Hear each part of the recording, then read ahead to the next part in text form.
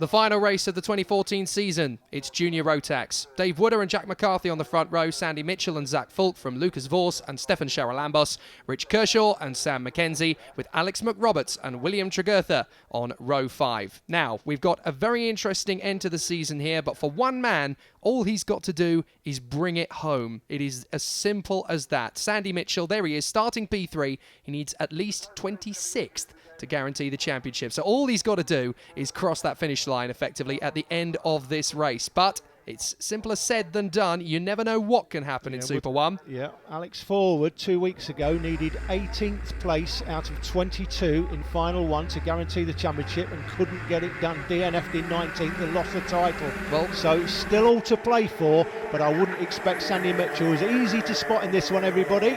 He's got an orange helmet. There he is in 3rd place. Easy to spot, so I wouldn't expect him to crash out in this race, but pretty much for the others, that's what needs to happen for Dave Wooder to win the title. Well, Dave Wooder is doing everything he can. He's leading away in the GP plate. We're on board once again.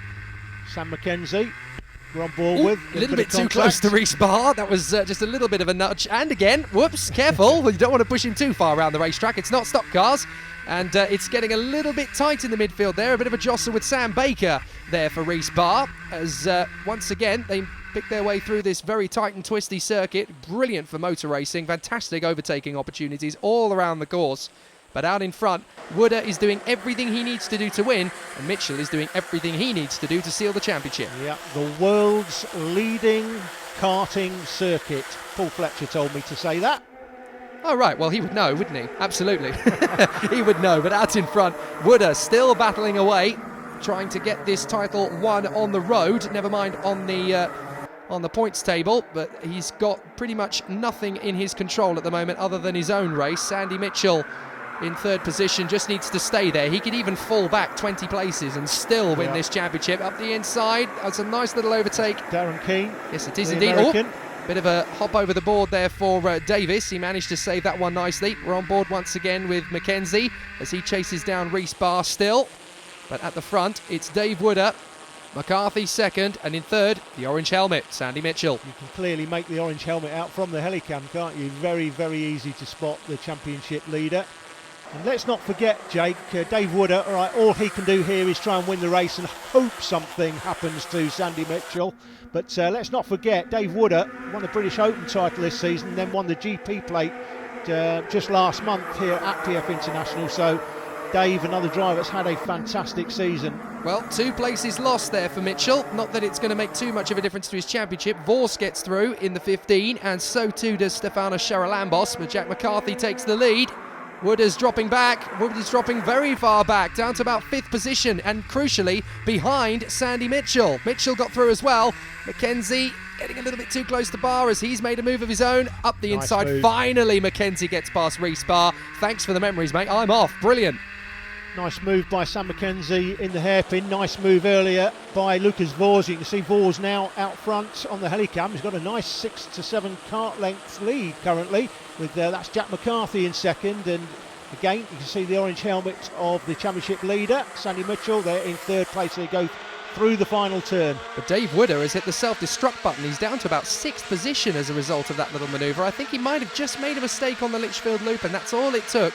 Everybody saw an opportunity to get through. McCarthy saw an opportunity to take the lead, and Vors saw an opportunity to take McCarthy on, and that's what's dropped Wooder back. Look, he's now battling it out with the 53 of Jordan Brown-Nutley. So that is not where Wooder needs to be. He needs to be several places further up the road. He's dropped back to about 7th position as a result of all this. He's trying to make the move on the inside. Beautiful overtake on Finley Hutchison, nearly almost into the barriers. That could have been very close, just bouncing over the curbs, the pair of them on the grass, managing to survive. But it's still looking plain sailing for Sandy Mitchell. He doesn't even have to win this race. He can just have fun. No, I mean, it's really all over. The only thing that can happen here is that he can get involved in an incident, get punted off and end up down in 30th place, DNFing. That's really the only way something's going to go wrong for him now. Back on board with McKenzie. That's Hutchison out front, the man from Dundee for Dan Holland Racing. At least that's what it says in the entry list, Dan Holland Racing, but that's a Tony Kart suit and a Tony Kart he's on. So it may have moved teams, but not told anybody, kept it to himself. That's a Cream Racing engine. Well, here comes McKenzie anyway. Goodness me, really trying the thinnest of possible gaps to try and make the move by on the inside of the left-hander. Just goes to show you. Oh, Mitchell, that is the kind of overtaking that is won in this championship. What an amazing move. Right at the bottom end of the braking zone. He just went, actually, there's a gap there. Bang, I'll take it. Top quality driver, Sandy Mitchell. As is Lucas Vors out front. He's a young man. He won the Junior X30 guest race a couple of weeks ago, Jake, you may remember. So he is in a rich vein of form, Lucas Vors, and he's got to take this, all this confidence he's earning from the race win a couple of weeks ago and leading this race. He's going to take that moving forward to next year. He should be a front runner. And let's not forget, he is one of the leading rookies in this championship as well. He's right up the sharp end in 2014. He's put on some very impressive shows, particularly towards the end of this season. And at the moment, he's keeping the champion-elect, Sandy Mitchell, on his tail. This is absolutely amazing driving from Vors. He's really impressed me in the second half of this season. Yeah, interviewed his father, of course, early in the season at Rowra. Had some very interesting things to say about the sport generally.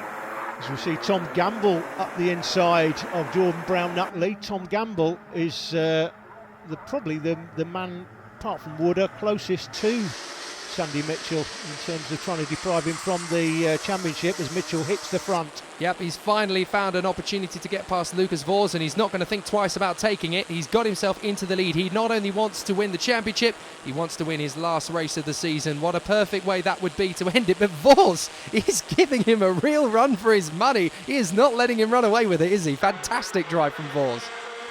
Drivers go past the camera, fixed to the start-finish gantry. Great shot. Under the Litchfield Bridge, so it's Mitchell was out front, not any longer. Vors takes the lead. Oh. Mitchell grabs it back on the switchback across the Litchfield Bridge. Absolutely brilliant. Vors again. Vors is coming back He's in got it again. back. Oh, Mitchell goes wide. He's lost 2 places there. Vors takes the lead. That is a man who says, I want to win this race, and nothing, no power on earth is going to stop me. Lucas Vors snatches back the lead. That was absolutely brilliant overtaking from Lucas Vors, and now that's put Stefanos Charalambos, the man from Waltham Cross, up into 3rd position. Absolutely magic racing from Lucas Vors. I don't care if you're going to win a championship, mate. I want this race. You're not taking it from me. 6th place for Sandy Mitchell now. He's right in amongst a gaggle of carts. That is not where he wants to be. And who's that right in front of him? Dave Wooder, the GP Dave player. Wooder, but he's more concerned about the drivers behind him. Please don't pump me off, because I just want to finish this race. But he doesn't want to be in amongst a gaggle of carts that he's in amongst now. He doesn't want anybody right up his chuff that can knock him off into the bark chippings and lose him a championship. Oh, Wooder's making a great run at this. Up to 3rd position has come the 80 of Richard Verschaw. Oh, he's run a little bit wide though. That's an Charalambos opportunity. up the inside of Wooder, ran Wooder wide. Yes, indeed. So Wooder runs wide. Mitchell's getting a gaggle of carts drop back. Mitchell is going backwards down the field. It's all of a sudden looking really nasty for Mitchell. He's getting in the midst of a battle, and there are drivers all over the road shoving each other around the circuit. Mitchell's got to stay out of trouble here. Yeah, he's right in amongst it there. That is really difficult for Sandy Mitchell. He's probably thinking, you know, I don't want to be here. Just give me some clean air to work with. Just wants to be on his own and not worried about anybody else around him. Well, Vors and McCarthy have made a break from the rest of the field. They're out in front. Charalambos is still there in 3rd position, I believe. And then we have Dave Wooder in the GP plate. Mitchell is down in 7th position. But crucially, he has now found some clean air. That's going to be enough to seal the championship. That was a panic moment for Sandy Mitchell. That was very nearly the end of the championship right there. Yeah, could certainly have been the end of the championship if he'd have gone off. Still needs Wooder to win, of course. McCarthy on the 81 from Keston. Strawberry Racing driver, good end to the season again for Jack's. Had a much better season this year with Strawberry Racing than we've seen the last few years. Great move up the inside from Max Bird as he takes on Darren Keane. Very nicely handled there in the right-hander, but still Vors and McCarthy leading the way. Bird making his way up from the latter part of the grid, and he's the fastest man on the track at the moment, Max Bird. That's right, he's up to 8th place now. So, oh dear, that's William Harron. Off. Well, that's a terrible way to end a season for anybody, but Harron really didn't want that to end his day. Wooder getting up close. Oh dear, that's Richard Vors. Kershaw. Vors and Kershaw, they were Dutchman. battling for the lead, and that's all gone terribly wrong. I think he had we didn't have his photograph. We gave him a UK flag on the Let's grid have a look. positions, but he's Here's actually from Kershaw. Holland. Look, he gets a good move on the inside initially, but I don't think Vors expected him to be there. 5-place penalty he will get after the race for that incident, Richard Kershaw. But for Lucas Vors, that's the win potentially gone. Well, Sandy Mitchell has lost more places down the back of the field, but everybody is jostling in position. But this has put the GP plate, Dave Wooder, incredibly out front. How on earth did that happen? He stayed out of trouble on the last couple of laps, and he's put himself in the lead right at the last. Well done to Dave Wooder. You can't fault him. He won the race. That's as good as it gets for Wooder. But counting back into Mitchell 8th position, with his hand in the air, he knows he's won it. It's not 8th, it's 10th position. That's good enough for the championship for Sandy Mitchell. Tom Gamble, 16 places made up to finish 2nd. Wowee. Good race out there, talk us through it.